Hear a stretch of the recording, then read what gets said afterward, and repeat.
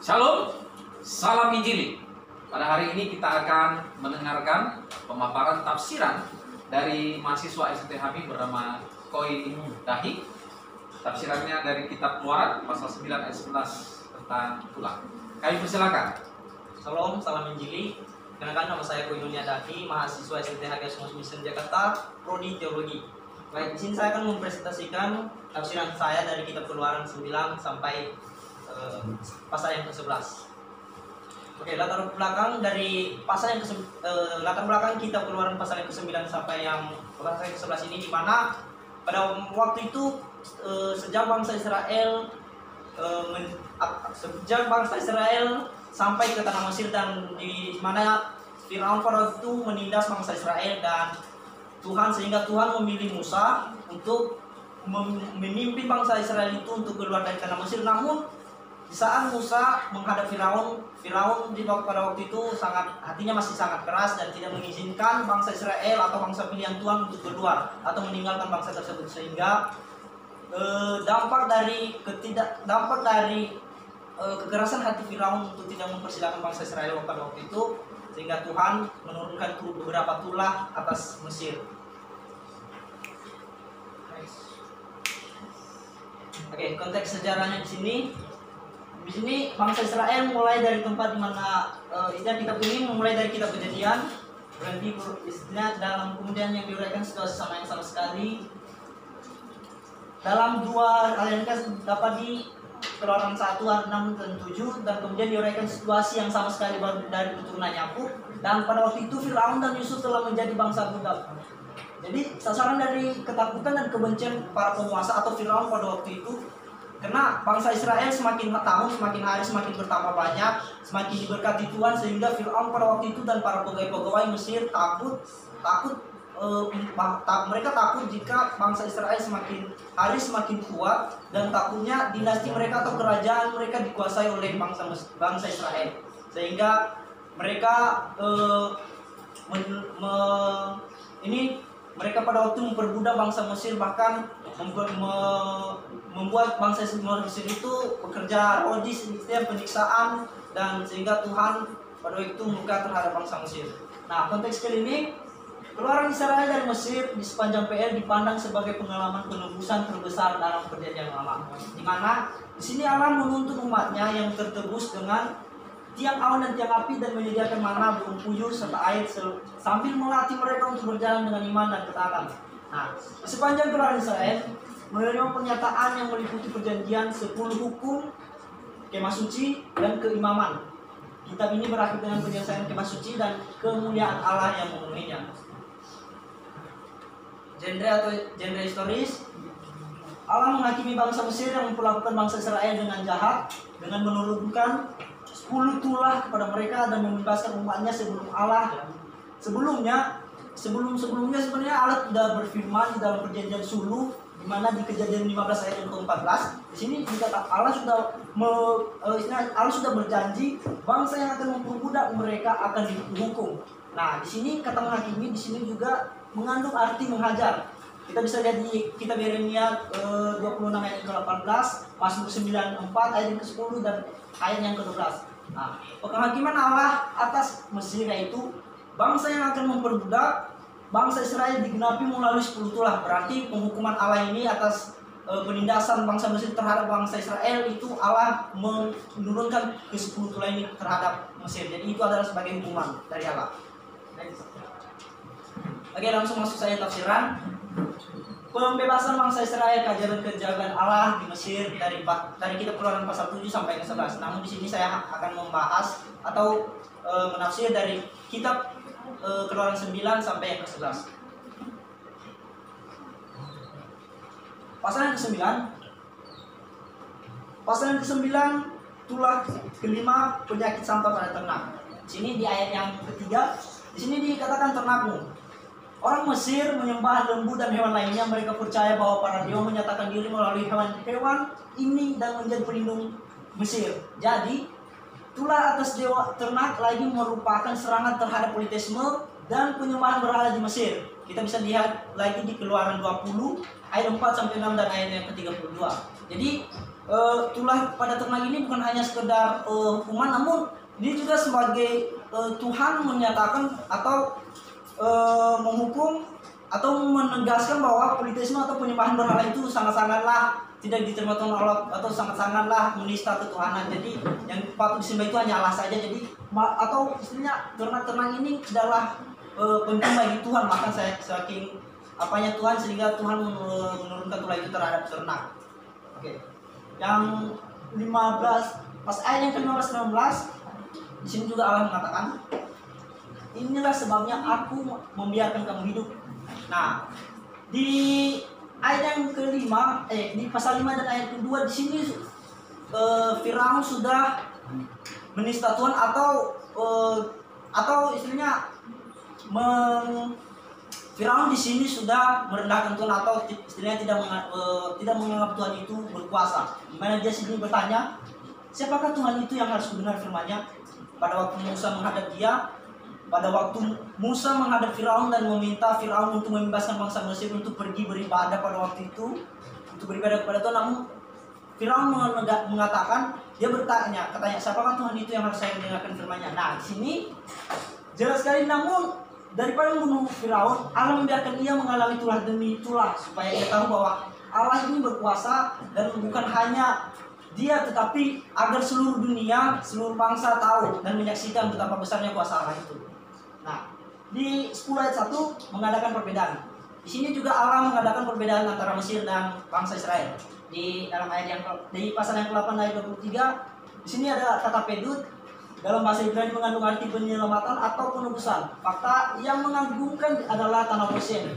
Di tanah Goshen ini adalah tempat umat Allah tinggal, tetap terlindungi di tengah-tengah tulah itu. Jadi Allah mengadakan perbedaan antara bangsa Israel dan bangsa Mesir ketika dia menurunkan tulah-tulah tersebut. Jadi kita ketahui, bahkan jika kita lihat lagi dalam Alkitab bahwa bangsa Israel ini tinggal bersama-sama dengan bangsa Mesir. Namun pada waktu tulah ini diturunkan oleh Tuhan bagi bangsa Mesir, Tuhan tidak mensetarakan semuanya. Jadi Tuhan memisah atau memberikan perbedaan antara bangsa Israel dan bangsa Mesir. Jadi tulah itu hanya tertimpa bagi bangsa Mesir. Bangsa Israel dilindungi oleh Tuhan di tanah Goshen. Di pasal 10 ayat yang kedua, engkau dapat menceritakan kepada anak cucumu. Di sini Allah menunjukkan perhatian besar agar anak-anak Israel mengenal Dia sebagaimana dan menerima Dia sebagai Allah mereka di dalam iman dan ketaatan. Nah, kita juga melihat bahwa pada saat Allah memilih Abraham dengan maksud agar dia mengajar anak-anaknya menurut jalan Tuhan di Kejadian 14 ayat yang ke-19, kemudian ia memerintah orang Israel untuk dengan rajin mengajarkan iman firman Allah kepada anak-anak mereka. Di kitab Ulangan 6 ayat 7, jadi Allah tahu bahwa setiap umatnya gagal melaksanakan tugas penting ini, maka angkatan selanjutnya akan meninggalkan dia dan jalan-jalan kebenarannya. Jadi Allah ingin agar umat Israel menjelaskan dengan sesama, menceritakan kepada keturunan mereka mengenai tulah-tulah tersebut yang dituangkan Allah pada Mesir, supaya seluruh generasi ke generasi secara temurun tahu tentang kuasa Allah, sehingga mereka mengetahui bahwa Allah adalah Tuhan yang asli, Tuhan yang nyata bagi mereka.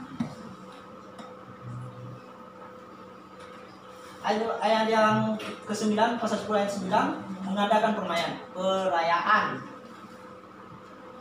Ayat yang ke-9, di sini Musa kembali menghadap Firaun dan dia meminta permohonan agar diizinkan untuk mengadakan perjalanan selama 3 hari. Untuk menyembah Tuhan dilakukan dengan sungguh-sungguh, tetapi hati Firaun pada waktu itu masih keras sehingga dia mengajukan untuk memastikan bangsa Israel akan kembali lagi. Namun Firaun tampaknya sadar akan hal ini. Istilahnya dia sudah sadar bahwa jika bangsa Israel ini meskipun permintaannya cuma 3 hari, namun dia sudah sadar bahwa mereka tidak akan kembali lagi ke bangsa Mesir. Jadi dia juga di sini takut untuk mengizinkan bangsa Israel itu untuk keluar. Di pasal yang ke-11 ayat yang ke-5 di sini dikatakan anak sulung akan mati. Allah sendiri akan melaksanakan hukuman terakhir atas orang Mesir. Jadi hukuman terakhir yang ditulahkan Tuhan atas Mesir di sini adalah setiap anak sulung akan mati. Hal ini menjadi pukulan berat kepada bangsa Mesir. Kenapa? Karena biasanya di bangsa Mesir itu, bahkan mungkin sampai sekarang masih, anak sulung ini merupakan tumpuan harapan dan cita-cita. keluarga, hukuman Allah menjadi pembalasan yang adil terhadap kejahatan Mesir, kekejaman mereka kepada orang-orang Ibrani, dan penggelaman bayi laki-laki juga merupakan penganiayaan anak sulung. Kita bisa lihat di pasal yang kepada ayat 22. Jadi orang Mesir menuai apa yang mereka temukan. Jadi di sini udah jelas juga ada sistem ritual tuainya di sini. Oke, di sini tulah-tulah yang diadakan Tuhan atas Mesir. Kita di sini ya. Langsung ke kesimpulan. Jadi kita Quran ini menceritakan pernyataan kuasa Tuhan atas Mesir dan bagaimana proses bangsa Israel keluar dari bangsa Mesir ke tanah perjanjian Tuhan. Jadi kenapa Tuhan tidak langsung tidak langsung membuat hati Firaun ini mengizinkan bangsa Israel keluar. Tadi sudah saya jelaskan di sini juga pada waktu Firaun menanyakan siapakah Tuhan itu yang saya harus dengan firman-Nya. Sebenarnya Tuhan di sini juga bisa langsung membunuh dia atau mengambil nyawanya, namun Tuhan tidak melakukannya. Kenapa? Karena Tuhan ingin menyatakan kuasanya atas bangsa Mesir dan bangsa Israel, sehingga sampai hari ini kita masih bisa melihat betapa kuatnya, betapa besarnya kuasa Tuhan. Jadi ini juga menjadi penguatan iman kita, di mana di dalam Tuhanlah kita memiliki pengharapan. Dan tadi juga banyak kali politeisme di sini, penyembahan berhala juga Tuhan sudah benar-benar menunjukkan betapa setiap tulah yang diadakan Tuhan itu mengandung arti. Dan inilah kuasa Tuhan yang telah dinyatakan dari bangsa Mesir, dan saat ini juga Tuhan juga akan terus berkarya, dan tetap Tuhanlah yang istilahnya kuasa Tuhan tidak hanya berhenti pada waktu itu, jadi masih berkelanjutan sampai sekarang ini, dan kuasa Tuhan tidak pernah udah. Iya. Sekian dan terima kasih. Baik, ini berbicara tentang tulah, itu tulah kelima ya sampai 10. Tulah kelima tadi sudah dijelaskan bahwa kematian penyakit sampar itu membunuh semua ternak ya. Lembu itu merupakan simbol dari lambang dari penyembahan berhala oleh bangsa Mesir. Jadi Tuhan menghukum apa yang mereka sembah, menyatakan kuasa Tuhan. Dan menarik sekali Keluaran 10 dikatakan tadi dan sudah disinggung oleh Koi bahwa cerita ini ya, sejarah ini menjadi suatu cerita nanti kepada anak cucu bangsa Israel, bagaimana Tuhan ya dengan tangan yang kuat melepaskan mereka dari tanah Mesir. Nah kemudian menarik lagi, kemudian ada penyakit, ada kematian, kemudian ada pohon-pohonan, tanaman semua mati. Itu berarti apa? Ya, artinya semua bahan makanan mereka itu habis. Ya, jadi bukan hanya dari segi ketuhanan, tetapi juga penyakit, kematian, termasuk juga tanaman yang sebagai bahan makanan itu habis semua. Artinya dari segi ekonomi, kemudian dari segi aktivitas, gelap selama 3 hari, bangsa Mesir tidak bisa berbuat apa-apa, tetapi ada terang di sekitar bangsa Israel. Wah, ini menarik ya. Itu menandakan bahwa terang itu dikuasai oleh Tuhan. Ya, oke. Dan menarik yang terakhir adalah kematian anak sulung. Nah, ini menurut Koi bagaimana nih korelasinya? Kematian anak sulung itu akhirnya membuat Firaun terpaksa angkat tangan. Ya, bagaimana menurut Koi? Jadi seperti yang saya jelaskan tadi, di mana tulah yang terakhir ini sehingga Firaun mengizinkan bangsa Mesir ini keluar, di mana anak sulung yang dimaksudkan Tuhan di sini yaitu kenapa Tuhan ini tulah terakhir ini benar-benar membuat hati Firaun ini hancur sehingga benar-benar tunduk untuk mengizinkan bangsa Mesir ini keluar dari Mesir. Nah, jadi begini. Kan saya sudah menjelaskan tadi bahwa anak sulung ini adalah anak sulung ini merupakan tumpuan harapan dan cita-cita setiap bukan hanya bangsa Mesir, bangsa Israel juga. Jadi anak laki-laki ini, apalagi yang namanya anak sulung, anak pertama. Jadi anak yang sulung ini adalah anak yang paling berharga.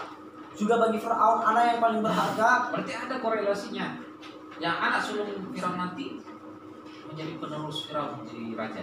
Nah, iya. Jadi anak sulung ini juga sebenarnya makanya Allah ini menghukum dengan mematikan anak-anak sulung. Jadi soalnya selesai Firaun, maka akan ada penggantinya. Jadi sehingga Tuhan benar-benar mematahkan atau memutuskan tali itu sehingga nggak ada yang berkelanjutan sama seperti Firaun ini nantinya.